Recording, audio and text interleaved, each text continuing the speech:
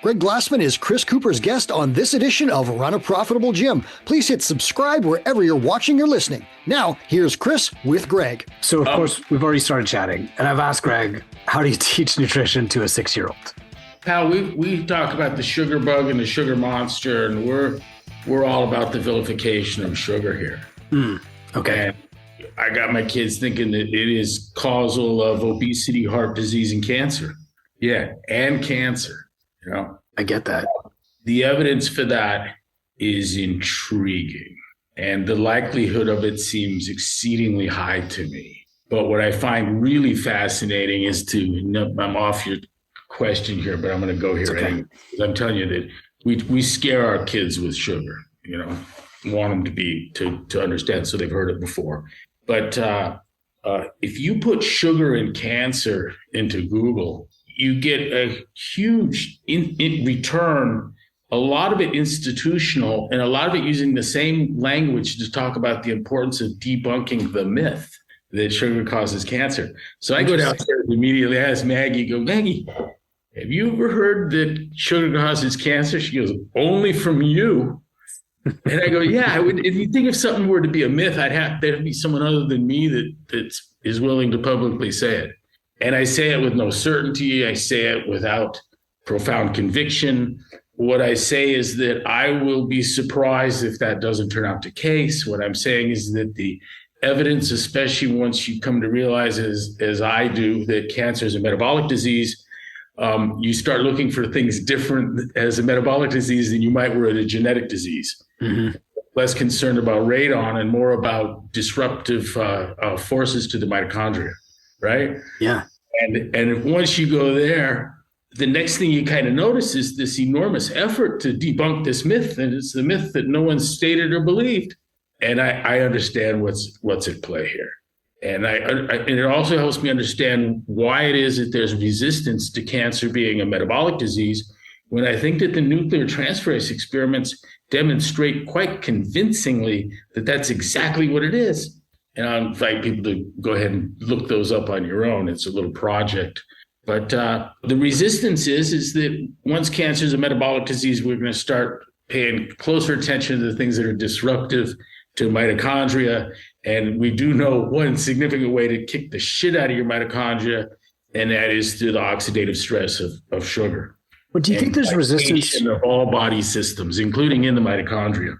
Do you think there's larger resistance, though, than just like what's in the literature? Like, is there resistance from the story that we're told, obviously, through marketing, but also like resistance from what we want to believe? Like, I don't want to believe that sugar is the cause of cancer. Sugar's good, tastes good, Is there resistance from a bunch of different places, or is it just in kind of the official literature? The problem is as multifaceted as I could possibly imagine. I don't really know where to start. There's the facet of corruption in the sense of food and beverage industry's influence on academic research and published literature. There's another issue in that there's an epistemic, philosophical failing in academic science, that it's drifted with its null hypothesis significance testing and p-values away from science where validation comes from the predictive strength of models. So it's gone from physical prediction to an inference scheme that is just as fallacious as anything could ever be. And that break in philosophy of science, inspired by Ronald Fisher in the inference world, the whole p-value mess in large part, and the peer review combination as a replacement for predictive strength is a particularly easy thing to hijack. And so there's people sitting around going, wait a minute, all I need is a big name panel of researchers, and we need p-values that show that the null hypothesis is unlikely, and we can demonstrate that sugar-sweetened beverages have no ill impact. Let's get busy at that, and that's exactly what happens. It's exactly what happens. What's, I think, important from the CrossFit perspective, if we can go there for a second. Yeah. I saw recently that, and I never look at, someone sent it to me, but CrossFit was publishing that science shows that exercise can offset debilitation, I think it was, or something to that effect. And like, of course it does. And I would hope that some science showed it, but it also wouldn't surprise me in the least if it weren't baked full of problems, as almost all science is in this space. But more importantly, CrossFit affiliates, CrossFit trainers aren't sitting around waiting for science to demonstrate that CrossFit offsets debilitation. This is a clinical reality. And you don't have to have done this long at all to have countless examples of that. In fact, here's my assumption was, if I can reverse it, if you come in here moving poorly and now you're doing handstands and jogging 2 years later, then for sure the same stimulus is going to be responsible in prevention. If I can reverse, I'm sure I can prevent. And this becomes a matter of clinical reality, which is nothing but a variant of an empirical fact. And your obligation is to start with the empirical realities, and from there develop useful science. And useful science isn't that what you're seeing is, yep, you're seeing it. You know, we asked my dad to demonstrate that that scientifically that ISR was saving lives. And the challenge there is immense, because the only people that go are those that are willing to stand there 6 days a week for 6 weeks and watch their kids get waterboarded. And so it's people that are terrified of drowning anyways, right? I got to find the same kind of parental concern and then have them do a different program, what unbeknownst to them. I mean, you couldn't even imagine the experiment where you worked it out. And he says that he wondered what our sense of what science is. And I, what do you mean? And he goes, well, I think you want me to demonstrate that floating babies are better than sinking ones. And he goes, I don't know if that's the kind of thing science does. And I thought that was rich. Yeah, that's great. So for the listeners who aren't familiar, ISR is Infant Swim Resource, and you can look it up online. But Greg, I said earlier that your genius is making the complex simple. And it seems like MetFix might be the next evolution of this. And would you think of MetFix as kind of an evolution that kind of comes after the Broken Science Initiative, or is it on top, or is it the practical component of Broken Science, or how does this all fit? In 2019, January 1st of 2019, there was a coup. And that is the guy that first built the website and his inner circle took back control of .com from games and frivolity. I knew it, Danny Bowflex and constant games coverage. What I thought was exciting and powerful about CrossFit was turning into something else, and rapidly. And so we built a lot, even the workouts. And so from the ground up, we revamped. And that morning, January 1st of 2019, we had the family in the living room.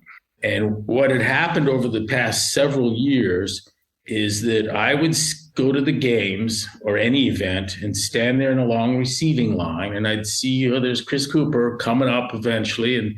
And the Chris Coopers would always explain to me that it wasn't about the games at their box. As if I didn't fucking know. And it bugged the hell out of me. And so I'd see here, I'm going to have to hear it. And they'd tell me that it's different in my box, man. It's not about the games. And so that's why we had Whistler. I said, I got to get in front of the 10-year affiliates and tell them. I also knew that the challenge was, first off, the miracle that is CrossFit is the non-protected secret that you left with after the seminar. And I tell you, at the seminar, there's nothing that happens at the seminar that a reasonably bright 10-year-old couldn't have pulled from the internet this morning, from our website. But here we go. What's not on this website is that your squats aren't below parallel, though they feel like they are, right? Yeah. And that's how you clean. That's not how you clean. So that kind of stuff is the part that can't get looked up. But I knew that the miracle of CrossFit was in the hands of the affiliates, and that the mothership needed to find relevancy. Yeah. And after, it didn't take much soul searching at all, and I realized what that was. And it looked like all those things that I can't do myself. And so I wouldn't have looked to the mothership for insights on bathroom cleaning, nor training protocol. But there were things like protecting me from deadly legislation and litigation, and continued education and validation of the methods to provide material and resource to the affiliate. These are the things that I would have counted on, looked for, and wanted to receive. And so we did things like stop the licensure, occupational licensure, formed the risk retention group. The mothership spent $1 million to avoid a $10,000 settlement in a case in Texas. $1 million to avoid $10,000, and a year and a half. And we finally got that zero verdict, but we wouldn't settle. And because of what I didn't want to do is settle 50,000 times 15,000, right? 10,000 times 15,000. Wasn't willing to do it. And it set a precedent. The Zoe Harcombs and Malcolm Kendricks and Asim Malhotras and Tim Noakes, and I don't even want to leave anyone out. They're all just so amazing people. Ivor Cummins, we're talking to him again. All those people from that 2019 point forward were more likely to be seen on the front end than was the games winners. I was trying to think of his name, and he hates me because I don't remember him.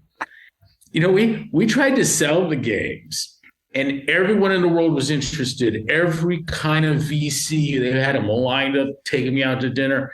And what I couldn't do is I couldn't get anyone to buy the games. They wanted training and certification, affiliation, and a certification. And there was no hiding the fact that the games was an enormous cost with a dubious return. It wasn't the business. It was a tumor on the business, and that's a thing that the people in games media and the games competitors themselves never fully grokked. And so Joe Rogan says to Frazier, that's his name, that he doesn't know your name even after he's made you rich. I'm like, no, he didn't make me rich. I'd have to spend $25 million to get 23 back so that Frazier could make 2. That's right. You know what I mean? Yeah. There's no business there. So what's happened? The question on MetFix, as an owner, I was able to move CrossFit in that direction. And what I wanted was, I said, we don't presume to know the NSCA, the ACSM, the NIH, nor the CDC's charters. Yeah. But we could sit here and come up with something that I'm sure would be close to what they would put on paper. And that would be something with integrity and honesty, objectively give advice and guidance for health. You know, right? All that, it sounds great, right? Yeah. Whatever we imagine it to be, I think we would all agree that it, and the FDA, that it is in wholesale fucking abdication of that charter. At this point, if you're trusting the CDC, I find that actually humorous. And, maybe things are going to change rapidly there. Believe it or not, I got friends in the house. It's kind of funny that we would end up at a point like this, but the management changes include people that I've been very friendly with. Now, interesting. Now I could run CrossFit and make it about the things it was about. I don't know what a game plan would look like that could stay true to that and be fiduciarily responsible to investors. I don't think there's a VC portfolio that wants a guy saying sugar is causing heart disease. I don't think there's anything in the rest of your holdings that goes, oh, that helps. Or we're not going to settle with the SCA. Yeah. Right. And so that I understand that the nutrition program that comes out will be obligatorily defective. I sent Russ and Russ to Exercises Medicine's fitness certification. And at the end, Rush shoots his hand up. It's weird. We've sat here for 2 days and listened to all of this. Not one word on nutrition. And they go, aha, great point. And that's because it's outside of your ken, outside of your area of expertise. And we have things for this like the USDA, the food pyramid, and an ethical trainer, an honest trainer, a good trainer uses that material and that material only. And you find right there exactly why exercise is medicine. They need a coterie of trainers that will refuse to tell the truth about sugar. That's important. And any venture capital holding isn't going to be, there's no publicly traded, there's no portfolio in a venture capital holdings that wants the problems that we would bring and are bringing to that game. And no one's going to fix chronic disease and not come clean on sugar. We're not going to come clean on sugar. They're not going to fix chronic disease.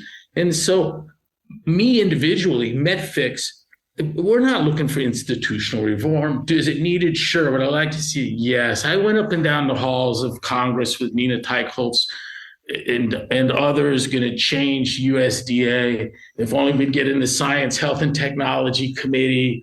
If only we could talk to the DC legislators. We talked to everybody. I finally had someone from the New York delegation that I got into a pretty nasty little confrontation with. He finally stopped. Great guy with a Southern accent and funky kind of charm to him. Headed the New York delegation. He says, oh, wow, man. He goes, I got a true believer here. And I go, yeah, whatever. He goes, no, seriously. He goes, I'll go 10 years without seeing someone doesn't have some bullshit up their sleeve. He goes, I get what you're saying now. I get it. And I apologize. Tone instantly changes. Couldn't believe that. True believer. He goes, do you understand that Pepsi Cola is headquartered in Purchase, New York? And he goes, and the name makes you giggle? Well, it's exactly right. And he goes, and every one of us, every state is either beholden red or blue to Coke or Pepsi, and you're coming in here talking anti-sugar, there's nobody's going to help you. You will have no friends in elected officials. Wow. Not going to happen. And I'm sitting there with Podesta's people, and we're all looking at each other like, that was well put.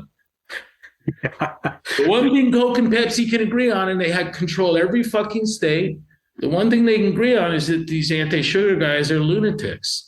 Wow. And they're not. So MetFix can go there. CrossFit can't. MetFix will stay close with RFK Jr. and Jay Bhattacharya. CrossFit ain't going to do that. Got it. No one wants their investment taken where I would take it. Yeah, I can certainly get that. Does that create any kind of... It includes pharma too. I mean, you can start on that. I think the vaccine was so much worse than the disease that it's like and that's still, there's still a divide there that is treacherous. Does that create any kind of friction? I mean, Emily said the first 100 MetFix affiliates are by and large also CrossFit affiliates. Does that create any kind of friction between the CrossFit affiliate and the MetFix affiliate then?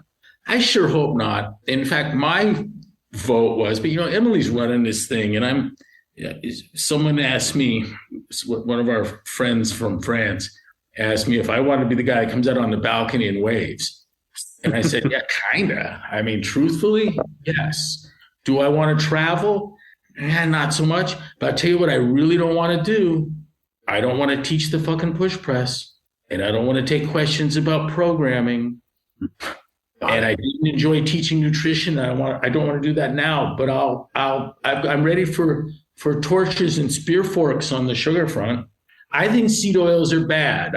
I don't want to put any energy there because we can't do GMOs, seed oil, pesticide, vaccine, and sugar. Right? Yeah. And if were I sugar, and I know they do, I would fund a broad range of concerns so that compromise keeps me from suffering. Right. Okay. And it would. I see that all the time. When I hear someone talking about chronic disease, and they've gone on for 3-4 minutes now, and I'm hearing seed oils and pesticides and genetically modified organisms and microplastics, I'm like, oh, that's the enemy. That's the enemy. I can't assess the significance of seed oil damage, and I know it to be real. It's got to be real. I'm confident of that. I cannot assess the totality of it in a hyperinsulinemic, glycemic state, and 100 pounds overweight. Yeah. Such simple mechanisms like with a chronically elevated blood sugar, sodium retention's a problem. Too much. When at euglycemia, sodium retention's a problem, holding on to it. Right? Completely different reaction. And I everything seems that way to me. The hormonal disruption that chronically elevated blood sugar provides, that insulin glucagon disruption is so primal to so much functionality in every mammalian system from the first proto-shrew a billion years ago to today. We share that hormonal axis. To jigger it the way we do, there won't come something that surprises me as a consequence of that.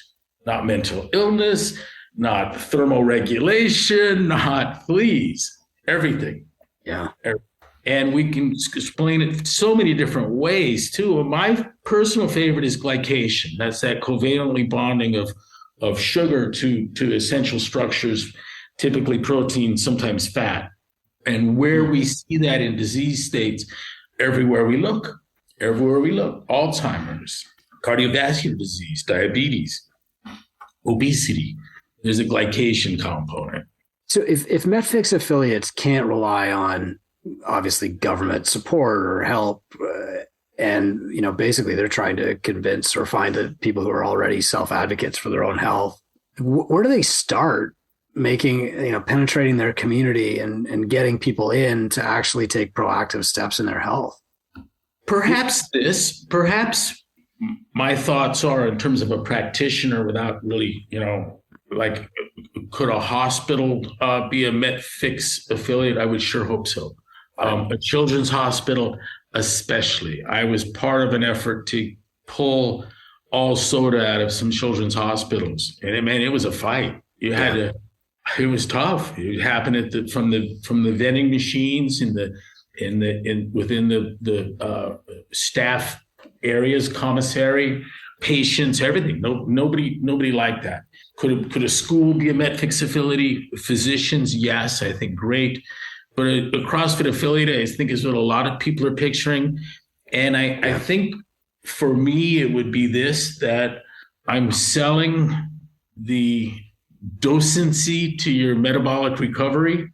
That's what you're paying for. And I'm going to give you some fitness too.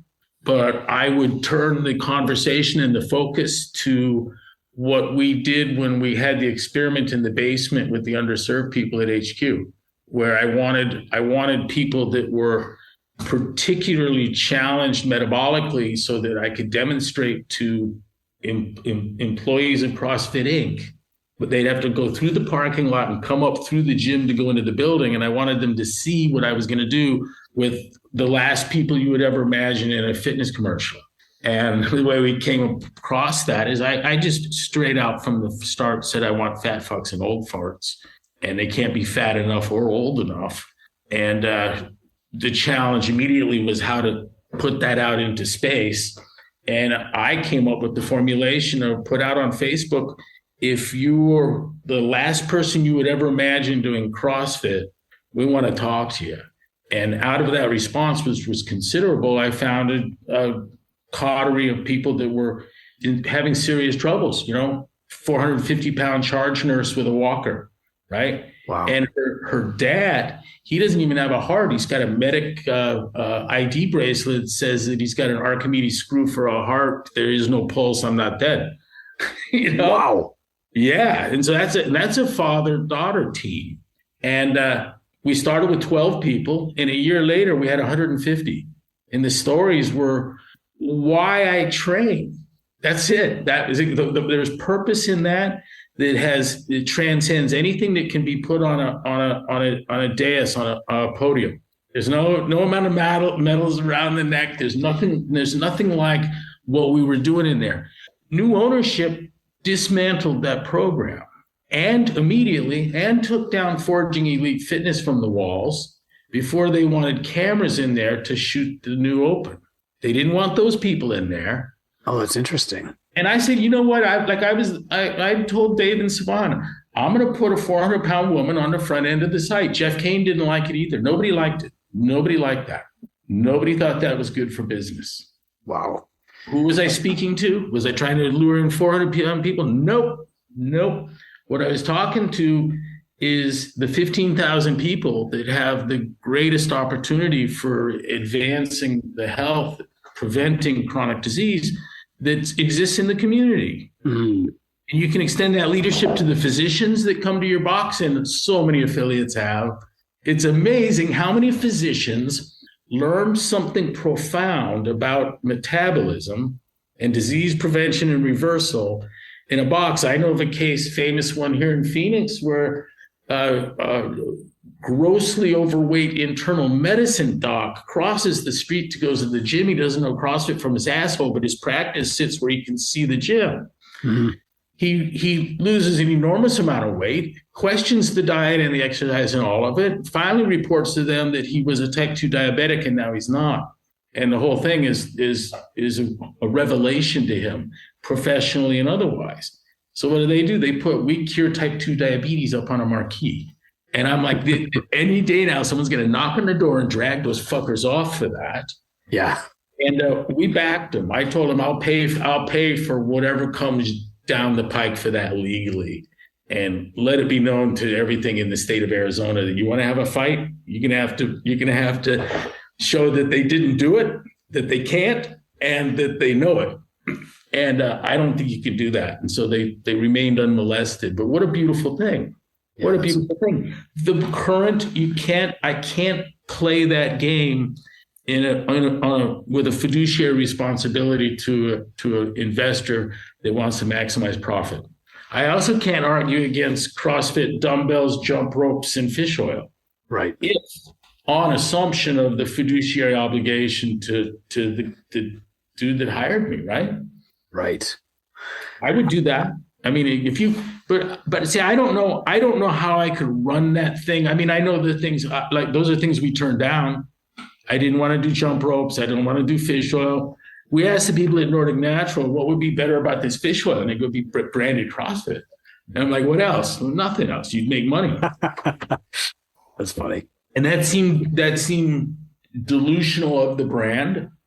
You know, on that first sale from the guys from what was that thing called? Whatever. But they testified in my divorce as to my mismanagement of the company by evidence of the things I was leaving on the table. Was this Anthos? Yes. Yep. Okay. Allowing the affiliates to make their own T-shirts was me mismanaging the marital asset. And you could bring one MBA in after another to tell you that was a stupid thing to do, to let them make their own shirts. Yeah. Like, no, you don't get it. They're tribes. They're independently owned and operated. You can open your doors. You can be John Wellborn and have a CrossFit Newport Beach, and the motto was "Go fuck yourself." And you'd see those in the grocery store, beautiful women wearing the "Go fuck yourself" John Wellborn T-shirt, and then 3 years later meet a religious gal and get tossed out of the gym for saying "goddamn." That's okay. I mean, it takes all types, right? It does, yeah. I see that. How important is media, do you think, to the new era, I guess, of MetFix? I mean, that was maybe the first thing I ever learned from you in person, was that just how valuable media was to the whole movement. Yeah. We were having at CrossFit years and years ago meetings with bit delivery experts telling us that you get this rapid growth with the giveaway, but at I don't know what it was, 15 to 20 terabytes, the whole thing goes bad on you, goes south on you, and you lose. You can't maintain scale, and everyone goes broke. And I should stay away from the numbers, but it was funny that we were already at like 50 to 100x that in bike delivery. Western Digital gave us a drive that actually required several $100,000 in building and air conditioning to keep it cold because we had many times the Library of Congress is holding in largely red camera footage of the games. Yeah. And so of course, it was in many ways a media company. I'd Google myself and turns out I'm a publisher, right? Yeah. I mean, we had the best selling documentaries on iTunes for several years. And so media is all important, but I don't see a value beyond being source and repository for reliable information for people of a like mind. And I want that mantle. I want the mantle that the CDC and the FDA abandoned. It may be an underwriter's laboratory of, if you will, of health information, where they may not be right, but they're not lying, right? Yeah. And with that spirit alone, you're gonna be useful as a resource, I would suspect. And so I want to collect those things in those people. When you know something, and here's that thing we know, here's what's important. If you take the universally accepted parameterization of health, and what I'm talking about is blood pressure, vitals, bone density, muscle mass, triglycerides, cholesterol, you go on and on, a lot of them. You look at those things, and if you treat them as though they were independent variables and attempt to derive a healthy state by bringing the blood pressure down, we're going to bring the triglycerides down. And we're going to increase your bone density. And I do this by chemopharmaceutical intervention along those parameters, instead of the scientifically and essential, logical, truthful realization that all of those things are dependent variables of lifestyle choices. What you end up doing is you're hammering on the speedometer of a runaway train. I'm not going to suppress your triglycerides with drugs, elevate your bone density with drugs, reduce your blood pressure with drugs, and have a healthy organism. Got it. What I can do potentially is extend your lifespan in that debilitated state. So that sustainability, right? The big fuzzy word that so many love, sustainability in this space gets us to that on a broad retinue of drugs at 50 years old and living to be 125 on that, right? Yeah. And I don't think that should be the goal. It's a horrible thing. The unprecedented amount of death we had during COVID was a tragedy amongst the chronically ill, amongst the worst sufferers of metabolic syndrome. And it ripped through those. The message from the worst of Italy, from the physicians there, was not mask up. It wasn't get vaccinated. It was stay fit, from the ones working the front line. That's interesting. And I heard something really similar in Sweden too. But you really didn't hear that in North America at all. Is it up to the MetFix affiliates to bridge these gaps with their local physicians to create their own media? I mean, one thing that I think you famously said is that if you talk to the smart kids, they'll explain it to everybody else or something like that. Like, is that what the first 100 MetFix affiliates are really going to do? Yeah, I don't know what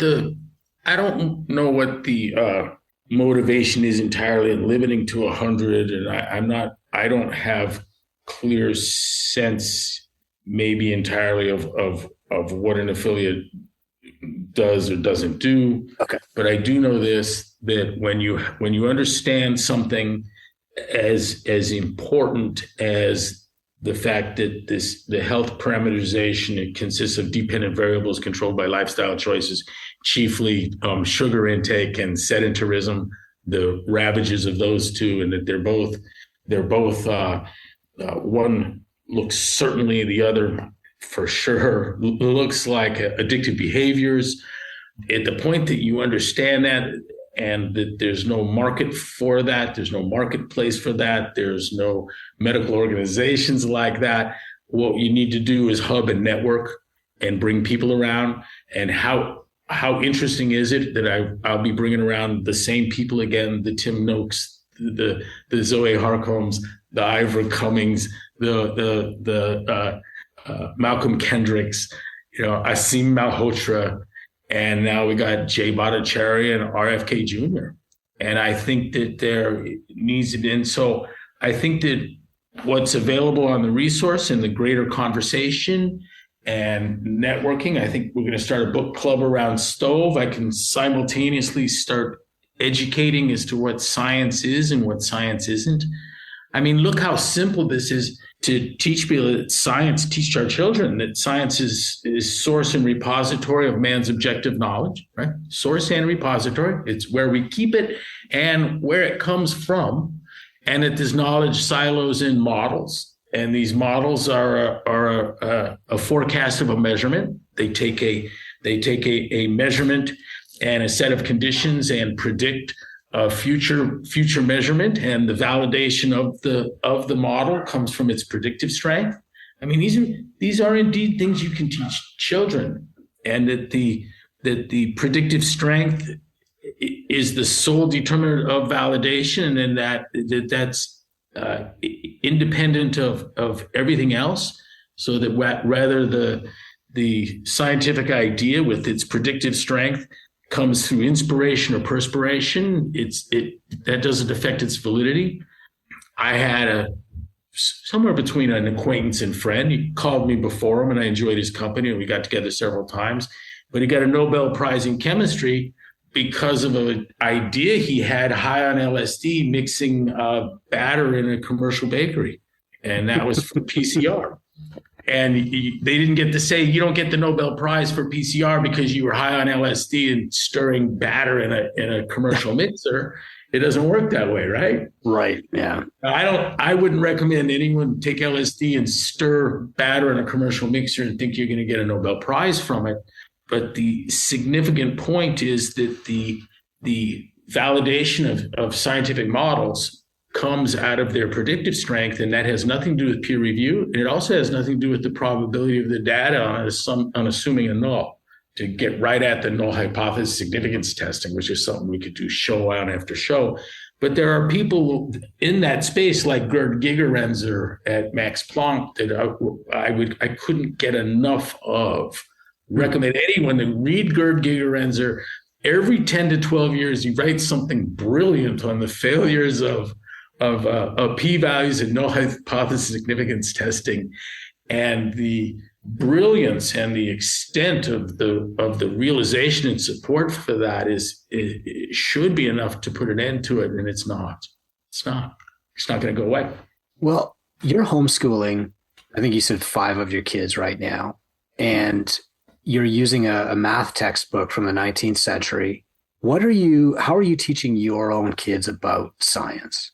I'm going to make an attempt to bridge qualitative and quantitative reasoning through probability theory, and I have until they're old enough to emancipate. At 18, they can say, I'm not going to learn this anymore. So that you can nudge my kids on the subject of why do we have to learn fractions, and we have to learn fractions so that we can learn math, so that we can do probability theory, so that we can learn what science is, so that we won't stand in line to get a vaccination that's dangerous and unneeded. That's what we're trying to do. And I can nudge my kids on an example, go, what's the lesson here? They go, there's no such thing as free shit. I go, that's right. There's no free shit. Somebody paid for it. Nothing's free. And probability of A given B is not the probability of B given A. And we can start with the example of what's the probability that it's going to rain given that it's cloudy versus what's the probability that it's cloudy given that it's raining. 10-year-old sees that difference. When that 10-year-old becomes an MD and they learn that a test has a 95% sensitivity, they think there's a 95% chance that you have the disease because you tested positive. And it's the same error. It's the exact same error. And by the way, when physicians were presented with discriminating between the sensitivity and the positive predictive value of a test, it's something like 95% failed, and wow. took a what would have been a 7.5% chance of recurrence and turned it into 75%. And just think of the cost for that, the implications for that, just in terms of medicine.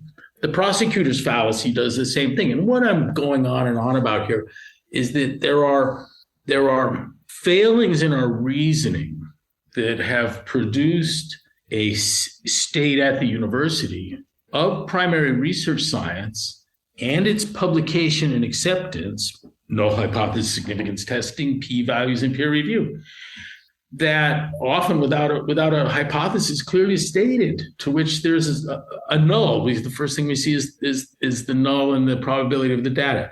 But the failing that allows that to pass would find the earliest opportunity at correction, the perfect opportunity, at about 10 years old, at about the fourth grade. That is, that I can get into a fourth grader's head the difference between the probability of A given B and the probability of B given A with simple examples like the rain. And you can find derivative examples of that failing, like in the prosecutor's fallacy, where assuming innocence, the probability of the evidence would be low, and so therefore the probability of your innocence must be low since the evidence is unusual. And people have had been released out of jail after sitting under that kind of faulty assumptions all around the world and in large numbers. There's famous cases of it. That Sally Clark, I think was her name, the gal that was accused of killing her two children because the odds of having two kids with SIDS deaths was astronomical. Therefore, she must have killed them. That's right. And the logic is absolutely flawed. The probability of A given B can be low, and the probability of B given A can be high. The probability of your data, given your hypothesis, assuming your hypothesis, might be really low, but it might be that the probability of the hypothesis is actually high on assumption of the data. And that is something that it's kind of hard, like the 95% of physicians get that's twisted. When you sit down and explain to an adult the difference, you'll have to do it again, and you'll have to do it again. You'll have to do it again. There's so many of these types of things that I, in my own learning recently, have had to reinforce repeatedly. And some of them seem counterintuitive. I have to stare at it until I see it that way. And what is profound to me is that we can remediate fourth grade education and put you on this path right away. One that is really important is the interpretations or underlying reality of probability. Probability isn't a physical property, and probability theory isn't an experimental science. It is the rational measure of our assumptions, of our knowledge. And that's a counterintuitive thing. I mean, Clayton Aubrey, the author of it, it's a neat read of a book, Bernoulli's Fallacy. Okay. He says he got into the field because a friend of his had left the PhD program in mathematics and went to work for a brewery and had a quality control and probability issue that he couldn't even explain with his just about to have a PhD in mathematics. And the reason is that the inference community wasn't willing to recognize the probability of a hypothesis, only probabilities of data. And he started looking into this, and he discovered the physicist E.T. Jaynes. And what kept him in a program he thought he was going to quit was that the probability theory that he was studying was some of the most counterintuitive material he'd ever seen in his life. When I read that, I knew exactly what was going on, because I too was was dealing with some of the counterintuitive nature of what I was learning. And I do fervently believe that there's comfortable mods that we can make in fourth grade education that are consistent with the ancient efforts and expectations at the trivium and the quadrivium. And when I was talking earlier, I think I can bridge qualitative and quantitative reasoning through probability theory and deliver a modern epistemology of philosophy of science and render this to perfection by the time the kids are able to escape. So if you can, if I do my job right, yeah, the issues for college are going to be maybe entirely vocational oriented. It might be you just go to get a skill or to get some kind of necessary credentialing, but it's not going to be hard to exceed the walk away in homeschooled kids from anything they get at any university. Now, I wouldn't be able to get into the nuances of organic chemistry, and if that's your thing, then go there and study organic chemistry. But in terms of a general ed, kids that can read anything, write forcefully about it, and do so with some modicum of rhetorical flourish, right? With a little bit of style and flair and accuracy and good usage, and also not be terrified at using a partial differential equation to solve or do a Laplace transform to grind out an answer to a physics problem. I don't think it's a crazy thing to move towards that for someone at 17.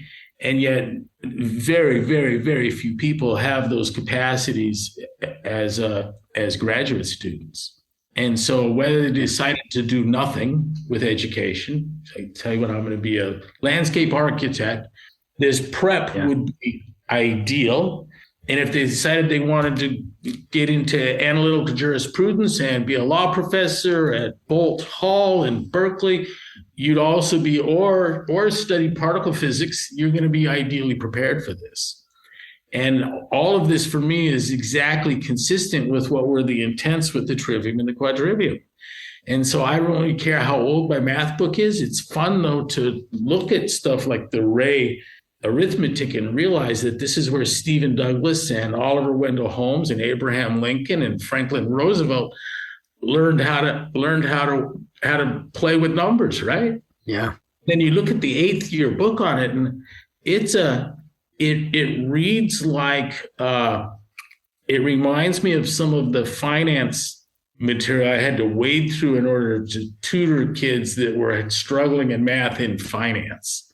And so I had this huge vocabulary problem. The math wasn't hard, the vocabulary was. And to think that this was something that several 100 million kids in 60 countries went through. What's cool too about the Ray arithmetic is that I wish I had him up here, but the Ray's arithmetic, Ray was born in 1807, I believe it was, maybe 1804, and not 10 miles nor 7 years from where McGuffey was born, McGuffey's Reader. And the two of them had just a lock hold on primary education. You learn to read with McGuffey, and you learn to do math with Ray's. But for over 100 years, people learned arithmetic from those books in an era where we had high levels of numeracy compared to today. And McGuffey's gone, and we founded a Department of Education in 1978 where something like 80% of 8th graders were reading at 8th grade level. And now that figure's like 15% on the same exams. Greg, you're so passionate about this. And earlier you said that you can't take on sugar and GMOs and vaccine because that would just kind of dull, your effect in each one. Why aren't you focusing on changing education at the 8-year-old, 10-year-old level if that's really what it's going to take to change things? And maybe I am. One of the things I have to be careful with is I didn't expect to enjoy teaching the kids the way I do. And it reminds me of the joy I got out of training. But I want to leave you with this. In the modern era where dad and mom both have jobs, and we entrust education to experts, and then you've got coaches for sports, and then you sit down on the floor and play Monopoly or Barbies with your kids to have quality time. Yeah. Teaching your kid how to add fractions with unlike denominators and to do so without tears, or, you know what I mean? Like maybe even find some humor in it, to play with it, and to teach a kid that skill is an unprecedented, unparalleled quality time. And that is because my father taught me a lot, and I hope he didn't have any fun, because I didn't. It wasn't an enjoyable experience. I'm grateful for it now, but enjoyable experience. And so I think I can overcome that, but I do want to speak to the inordinate joy I've gotten out of that. Riley was at the board the other day, and she's resisted a lot of the math. It's funny that she kicks ass on knot tying and geometric constructions. And I said, this is just math without numbers. But she was standing at the board and she says, she's just 11 years old. She goes, "Oh my God." I go, "What?" She goes, "I get it." And I go, "Well, good." She goes, "You know what's weird though?" She goes, "It's really simple." That's great. Like, finally, it's a victory. It's a victory. You've been passionate about kids and brain development and learning from the very first, CrossFit Kids. And, you and I traveled and watched some chess in St. Louis. And, at one time, the CrossFit Brain was what you were really focused on. And do you feel like maybe you should be doing more in that space? I mean, I shouldn't say that. You are doing a lot, but would you be having more effect focusing on that age group instead of, helping people who are already 100 pounds overweight as an adult?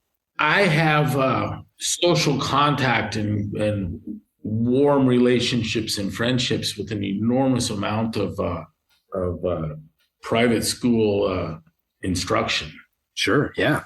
The CEO of the what's David Kirby's school? Forget. He was executive director of Cato though, and now he's got Acton Academy. Acton Academy, yeah. Acton Academy, and their CEO is a good friend of mine. I remember his name, the head of his business, but he's been out to some broken science stuff, and we're talking. And the CEO of the Great Hearts chain, CEO and co-founder, is a neighbor and friend, and he's been to several events. And Larry Arnn at Hillsdale is a friend, and I've been to his house for dinner and he to mine.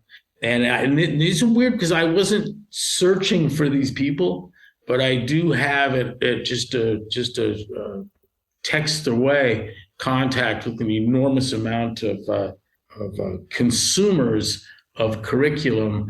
And they all know that I think that we're in need of some remedy. And so, yeah, I'll remain excited about this. And I think that something is coalescing, seems inevitable. I've got my list of things that if you taught children, we wouldn't have scientists confused today. You mentioned in a discussion that the number of people that don't know what science is, the number of people that call themselves practicing scientists and can't stand there and tell you what science is. My father used to do what would almost look like a parlor trick, but he would take new hires in electrical engineering and physics, and these were PhD candidates and beyond that were brought into these meetings, and he would stand there and ask what science is, and take all comers, write it down on the board, and then he'd put astronomy and astrology up on the board. And he goes, "Okay, I'm going to take your definitions and I'm going to be an astrologer and tell you how I'm meeting your requirement. Until you realize that Aries make better lovers has no teeth in terms of number and quantification, but there's going to be a eclipse of the moon in 315 days, 9 hours and 6 minutes. That's your differentiation. There's the critical point. And so if I look to, and I'm captivated by trivium and quadrivium, the ancient attempts at and these curriculum, this approach to teaching grammar school has been constant for a long, long time. And it's easy to get back to that kind of stuff, but I do think that we could modernize that that there have been some advances in probability theory and information theory and in mathematics. I'll take the simple example of mathematics. Music was thought by the ancients to be the way to teach number and change. Well, we've got a whole science of change called calculus. And the truth is, I can teach anybody calculus. In LA, when my grandmother, who's fairly long passed away, but I got her textbooks as a kid, and 11th year mathematics was differential calculus, and 12th year mathematics was integral calculus. And that was, and said, "Who took that?" She goes, "Everyone." I go, "Everyone?" She goes, "Well, one guy got killed on a motorcycle, and another 2 girls got pregnant, and they were thrown out of school, but everyone else did." Wow. That's what we did. That's what you taught kids. Wow. Greg, I would really love here, and I would love to ask you, because you launched 30,000 brand new entrepreneurs. The thing that I think is probably holding a lot of gym owners back right now, CrossFit affiliates, is, I would say, lack of hope. What makes you optimistic about pursuing fitness, pursuing health, pursuing education, that maybe they could latch onto it just to kind of get them? If I was system focused, yeah, I would be depressed. And my friends that think in terms of systems and organizations suffer emotionally from their lack of success. I had a friend that got a sabbatical from the prosecutor's office in Santa Cruz, and his wife was a highly regarded audiologist and was aghast at the prevalence with which hearing aid companies would knock on doors and low talk elderly people. So they had AARP lists, and they'd knock on the door and you'd answer, and they'd speak in inaudible tones and leave you with hearing aids, right? Yeah. And so he took a year of his life, moved to Sacramento to make this an impossible practice. And at the end of the year, as the culmination in this work, this bill made the rotations from committee to committee to committee. The hearing aid companies were there to fix this thing. And what it did is it ingrained their practices. And at the end, he realized that the whole field had been made worse because of his efforts. That he, oh my goodness, put them in, and he actually suffered clinical depression from it. If I were trying to fix the USDA, if I were tasked as Jay Bhattacharya or RFK Jr. is, I would brace myself for an enormous amount of frustration and possibly depression. But what's cool is that when you're working with people, that's a whole different thing. And there's, some will, some won't, so what, right? But you quickly, we started with 12 people in the basement, I ended up with 150, and you never have any doubt for them. And they'll keep you more than busy. And maybe the thing we're trying to do, maybe the important thing is for that contagion, for the desire to be content and excited by the impact you have in your community. One of the MetFix affiliates had a gym population that had it was sounds from the telling of it that there was a lot of 30-something-year-olds, and now everyone's 60, 70, and 80. They still have games competitors, but they're super seniors now. And I understand all of that. Hey, if you really, as a trainer, I didn't want people coming in with perfect bodies in perfect health, but if you don't see someone 500 pounds as a giant chunk of marble out of which you could maybe hammer out a David underneath, you're really not in the right business. And it was exactly like that for me. And so that girl, the nurse that was with the walker, later I come in and she's knelt down on one foot, she's down on one knee, and she's coochie-cooing a dog that's been tied to the bars, and then jumps up and, hey, how you doing this morning? And I remember when the proto behavior for that a year and a half earlier, that she would approach the 42-inch plyo, and with two strong and capable L1 superstars behind her, move the walker to the side, lean forward, and lift her panics in pieces onto the box to lay down. Not even having enough. So much material, it was hard to even get to horizontal, but there you are collapsed on the box, and then work all that back to standing and back to the walker. And for me, I understand that transformation to be beyond my comprehension. These people tell me they have a different favorite color. They like different kinds of clothes. They like bicycling because you can, right? Yeah. Imagine that. And, to be a docent for that journey is a remarkable thing. It's why people get into medicine. I mean, you go to work in an ER for the little girl that comes in that wasn't breathing and leaves 4 days later with balloons skipping, right? You look for that. And we have access to that where no one else can help. No one else can help. You're not going to do it. And it's hard to do 3 days a week, frankly. 1 day a week, unlikely. once a month, not going to do it. Not going to do it. And tools, do I need tongue depressors and a stethoscope and a reflex hammer? And, do I need to look in your ears? No. I need to convince you to get off the carbs and move with me. I had an interesting thing, Chris. My friend Elliot's dad is an orthopedic surgeon, and he plays squash 3 days a week, and he rides his bike into university every day where he's a professor of orthopedic surgery. And the question is, what should he be doing to further protect his health? And I am not going to tell him double unders and thrusters. I don't believe that true. I would hope I could interest him in improving the strength of his cycling, getting to work faster, and being more competitive in squash. Do I think that he's going to live longer because of that? I do not. I do not. I wish that were true. I wish it were true. I was dismayed at the breadth of adaptation from dietary changes alone where there is no exercise. And I had been training for a long time when I first got exposed to that. The very few trainers get to fix people's nutrition and not make a move. In 1995, I traveled with Barry Sears, and I got to talk to people about their nutrition that weren't going to move and didn't move. And frankly, it shocked me. And then in no small measure bummed me out that people were getting increased lean body mass and increased bone density without exercise by cutting carbs and eating more protein. Yeah. Wow. I couldn't find an adaptation that was unique to except getting calluses that you weren't going to get by control of your form. Yeah.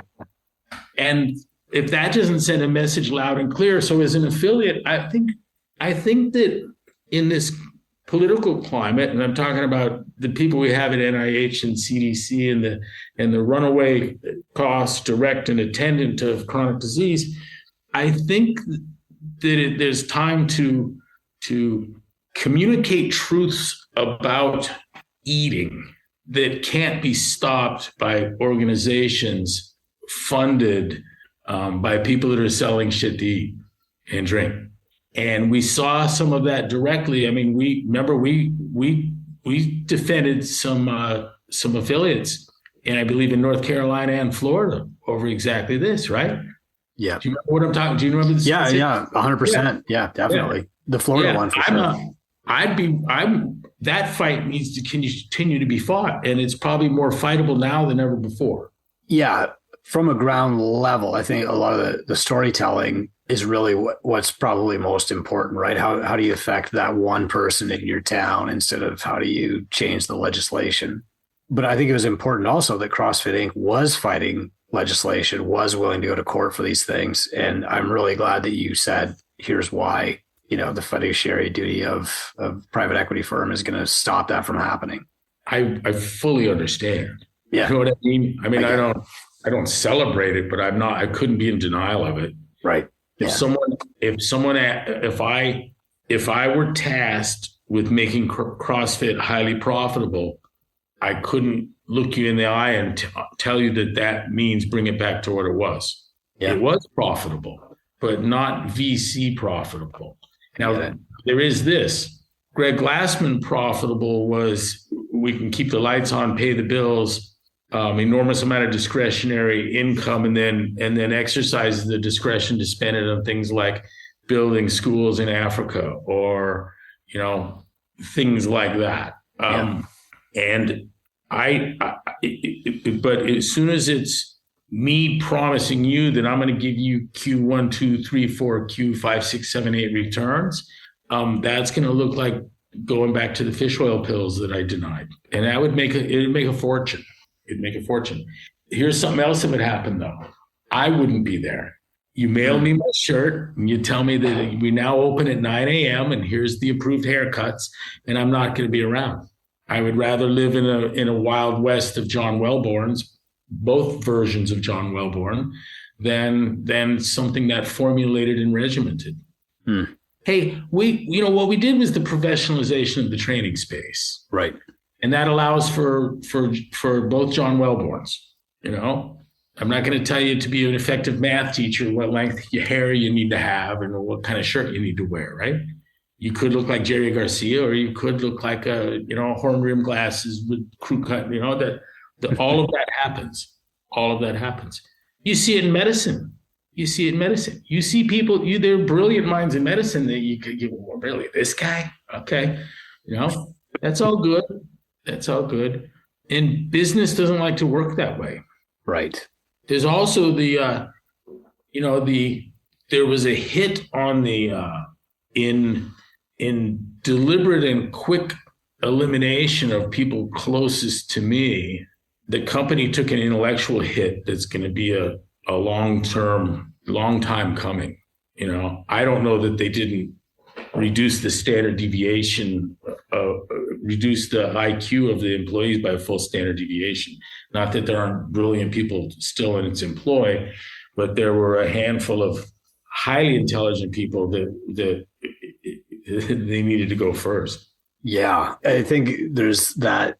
I don't know. I don't want to call it lack of science at the top now, but something like that, but also lack of inspiration. And that's why I was asking you, like, why should affiliates be hopeful? And I think you nailed that. You find the hope in the person that's right in front of you and the change that you're affecting in their life, not what HQ is selling for this month. Yeah. And I think it's always been that way. Mm-hmm. This, and for me, my introspection is, hey, we got a relevancy problem. We have a relevancy problem. Why is it? It's because Chris unlocks the door in the morning and 99.999% of what can be gotten, he's getting. We need to do things for Chris he can't do for himself. Got it. That's what we got to do. And boy, that meant we had to be sharper than we were. We had to be more resourceful than we were. We needed to bring the smartest people we could find around. The parade of what I called mesperts, expert on the mess, is one of the proudest things I've ever done. And guess what? I mean, we've got Karen Thompson, which is where I got the mesperts. I don't know if you know the connection to Karen and all of them, but we've got a nephrologist who's worried about blood pressure and impact on the kidneys, and then I've got the cardiologist has different concerns than the pulmonologist, and there were different mechanisms that were under consideration. But when Karen said that sugar is addictive, they all would shift gears and go, yeah, it probably is. Everybody. And so she was what was so common to so many from so many different walks of life. They all gave her quarter. And I don't think you'd be surprised to know we're in communication with all those people, except for the two that have died, Sarah Hallberg and Paul Roach. But the rest are friends. And it's also fascinating to me that none of us, we were friends before COVID, and we have the exact same take on it. And yet before that, our interests were metabolic. They were, Yeah. And then all of a sudden, in terms of that public health, we're all seeing the same thing. The only one of the mesperts that got vaccinated was Malcolm Kendrick, and he couldn't go to his ski chalet in Grenoble, France, and he'd rather have COVID and die than. So he was going to take any risk possible to, and I hope he faked it somehow. But he was self-professed vaccinated because of the travel restriction. Everyone else, no one wanted anything to do with that. Isn't that interesting? Yeah, it is. That really is. What would unite us? You learn the voice of public health on one issue, and you get it on other issues. It's actually a skill you can develop. For instance, when I put in cancer and sugar into Google and see organization after organization after organization committed to dispelling the dangerous myth that sugar causes cancer. And what would the dangers of that myth be? Yeah, exactly. There's not much down. Yeah, we all stop eating it, I guess. Yeah. We're also seeing this, Chris, not to beat a dead horse, but you can find, maybe excess dietary sugar causes obesity. And there's probably some mechanisms in obesity that are causing cancer, but sugar doesn't cause cancer. And man, we know this play. And it was that sugar doesn't cause diabetes was the big diabetes myth published as a diabetes myth by the CDC. And on closer examination, you find that sugar causes inflammation, and inflammation causes diabetes in people with a genetic defect. Thank you for that elucidation. Yeah. Exactly. But yet they don't hesitate. If you do have diabetes, you can't eat any of these things. That's right. Yeah. I read the same Axel Fluger, and I told him that the CDC says that it's a myth that sugar causes diabetes. And he brings me this published piece he got online. And it's if you have diabetes, you can't eat sweets, confectionaries, desserts. It got every kind of different way of saying sugar there. Yeah. He goes, it doesn't say that it's a myth. And you know what he doesn't see? The inset around which this text he's reading is wrapped. Number one diabetes myth, sugar causes. He didn't see the inset. He's going to get the details, right? Yeah. Yeah. They give both messages on one sheet of paper.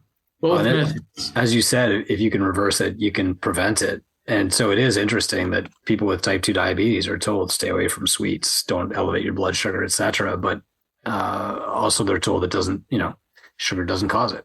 The EADS tell of talking to patients and saying, yep, you're gonna cut all the sugar out of your diet, you're gonna reduce your carbohydrate intake dramatically. And by the way, the psoriasis patches on your knees and elbows are going to go away too. And if not immediately, they'll respond to treatment where they didn't before. And they were asked why. And we have no idea. That's what we're seeing, right? Mm-hmm. That's the clinical reality. You can't logically or safely discount the potency of clinical reality. You said earlier, that's where it all starts. That's where it starts. If you're not empirical, you shouldn't even pretend to be scientific. And you need to look at every theory that doesn't pan out with what you see. You got to look closer. Question what you're seeing. Look again. Look at the theory more closely. And then at some point, it's okay to say, I don't think this is right. I don't think it's right. I remember the girl at Gold's Gym that told me it's the carbs, it's not the fat. Vicky Sims was her name. And she told me, go get the Atkins book. Atkins. She's Atkins. So I went to Pickwick Bookstore and bought Dr. Atkins' Diet Revolution. And it made sense. But the reason I had the discussion with her is her clients change faster than mine. Mm-hmm. Then you find you can do it. And then you can chase studies. I did that for 15, 20 years. And what am I chasing studies? It looks like this. Am I estimating the science? No, I know there's a guy named Norman Kaplan who writes the Deadly Quartet in July of 89 in the Archives of Internal Medicine. And what he says is that hyperinsulinism is central and causal to hypertriglyceridemia, upper body obesity, glucose intolerance, and whatever the fourth one is. And in the body of the article, he says that the relationship is confusing if you look at it temporally, but the mechanisms are clear and that this thing is causal of the others. And how do I know it's good science? Because I cut your blood sugar and all those things happen. Right. That's what I do for a living. That's what I do for a living. And so as I watch you get stronger and smaller, I know when they test your triglycerides, the number's down. I just know that's how you do that. That's how you drive one of those. And is more research going to fix this? Maybe, maybe not, but it doesn't affect the fun or the satisfaction and purpose out of communicating that and getting someone to try it. Yeah. And also I think the opportunity of being a coach and being the only one who can probably make that change in somebody's life. Yeah, there are, there's a lot of next door neighbors that just, you've seen it. There's someone that's dragging people into your gym, and a lot of them. Yeah. Philippe Kahn made it an employment requirement to come to CrossFit. And to be on his sailing team or to work with his startup, you had to CrossFit. Wow. And he was pretty much a prick about it. And it was for some of the people just like, I resent the hell out of this, Yeah. Well, I'm sorry, we'll go easy, right? And others had an explosive thing. Bruce Edwards, who's worked as our COO, brought me client after client after client. And you can build with most practices, I believe, I'm of the view that whether it's an accounting practice or a legal practice, if you stop to make a family tree of reference, you find that there's someone that maybe brought someone who brought someone that brought a bunch, but you can build family tree out of this. And there are people that are just fantastic about giving the word. How many times have we heard this? Yeah, I'm friends with Bruce and he won't shut up about it.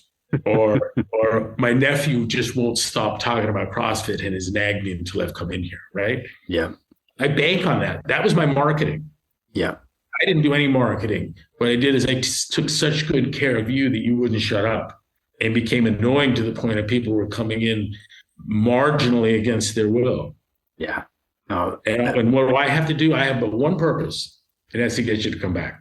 And so I want to give you an exposure that doesn't debilitate, that you leave going, that wasn't as bad as I thought it was going to be. It was hard. And I'm actually impressed with how well I did. And if you can't get that rhythm out of it, you got nothing. I think that's really critical for people to understand. So I'm glad that you really said that too, because a lot of us, we tried to find the hardest CrossFit workout that we could when we started, and, threw up, tore our hands, bragged about it, and then didn't understand that that's not what most people want. Yes. So. Chris, I've got to make an assessment as to how badly you want it, and if you would have any desire at all for what it is that I would desire for you looking at you. But I want to make an assessment of that. And then what I have to do, have expectation just at the moment slightly beyond yours. And so that I've got you going, okay, I'll do that, but I'll give you 5, but not 6. And yeah, I'll do 15 pounds, but not 20. And you have to know when to pull up too. I had a client that for years, I was telling other people that if she gets a dewy perspiration going, I'm blowing it. That it's right after that she self-reports of misery. Oh. And it took a while to get to where it's okay to have that high heart rate and to be sweaty. Funny thing. I had the problem with Annie Sakamoto. I wanted more for her than she wanted for herself. That created a friction in our relationship. That's a real learning curve, is when you see somebody's potential, but it's also quite a ways from where they are right now, because as an experienced coach, you see every step to get there and they can't see that. You have to sort of rein it in and say, I think you could do this. And I think that the most memorable clients for a lot of us are the ones who eventually just kind of exceeded themselves and did something that they never thought that they could. Yeah, we all remember the moment that Sally climbed the rope and started crying, sliding down the rope, everyone yelling, don't slide, but she's crying so hard she slides down the rope and just never did. The first time she came to us, she looked up there and couldn't imagine that she would ever, at 65 years old, be able to get up the rope. Yeah. There's no one so hard as to not be impressed by that. Well, Greg, thank you so much for everything that you've shared with us, but also everything that you've given us for the last couple of decades, and your willingness always to jump on these and chat and share and be so transparent. Thank you, and let me finish with you. And thank you for the kind words and the support you've always given me. And you've been a general in the field. But when the focus changed from the games to health, I knew that not everyone was going to make the journey. I knew that people in games media didn't give a flying fuck about hypertension or chronic disease. And I understand that. I didn't expect them to. And being transitioned away from CrossFit, what a nice euphemism for that, but transitioning away from that and where it's currently going, I see the MetFix as just another continuation. And I've told Emily, if CrossFit's doing it, we shouldn't be. And if it's at that core competency of teaching movement, we're not going to improve on that. Right. And so my hope would be that anyone who wants to change someone's health would kind of wise up to the underlying realities of metabolic system. And if you're going to be talking about movement, it would be ridiculous not to follow the L1 program and to go to those people and find out what's going on there. But I know that this new nutrition program isn't going to be opening both barrels on sugar. What is the new nutrition program that you mean through CrossFit? I keep hearing that they're just about to unroll a new nutrition program. Oh, I honestly haven't heard that. It's a hard thing to do. That's a tough thing to do. It's a bold thing. You can still get your YouTube videos pulled down pretty quickly. Really? Yeah. Oh man. Well, I mean, I really do hope for the best. And I de-affiliated when you left. I came back when Dave Castro asked me to and gave it a year like he asked, and then, de-affiliated again. But, I'm optimistic. I still think the L1 is probably the best course out there in the field, and we'll still send people to it too. So I'm glad that MetFix is a continuation of that. Any evolution is possible, and I could even see it at some point. It's just a training certification organization, and the affiliate program starts to look like something else. Yeah. I don't know, but I know this as an affiliate. I am so impressed with the way so many of them did so much that it was frankly terrifying that I was at Whistler truly in front of a group of peers. Yeah. And that though I may have been their source for it, they got it now. And again, that search for relevancy was profound. I don't feel that I'm on a different course from that. And maybe it's not tied to even a business, but I think as a functioning member of society, I think I find relevancy in providing tools to see bullshit where there's bullshit. I know we're done, but I wanted to. Okay. It was John Smith at Oxford that said the primary purpose, if not the sole purpose, of an education was for a man to detect when another man's talking rot. And this was at Oxford, an incoming class in 1912. Amazing. The primary purpose, if not the sole purpose, of an education was to detect when a man's talking rot. And I don't think he was trying to be funny. And I believe that myself. I do believe that is. And so that's kind of what I'm doing with the kids in the homeschool. I mean it quite literally. We're going to learn fractions so that we can do math, do probability, learn science, and not stand in line for unneeded vaccines. Thank you, Chris. I love you, brother. Thanks, Greg. Thanks for listening to Run a Profitable Gym. For more support, join a community of 10,000 gym owners by visiting gymownersunited.com.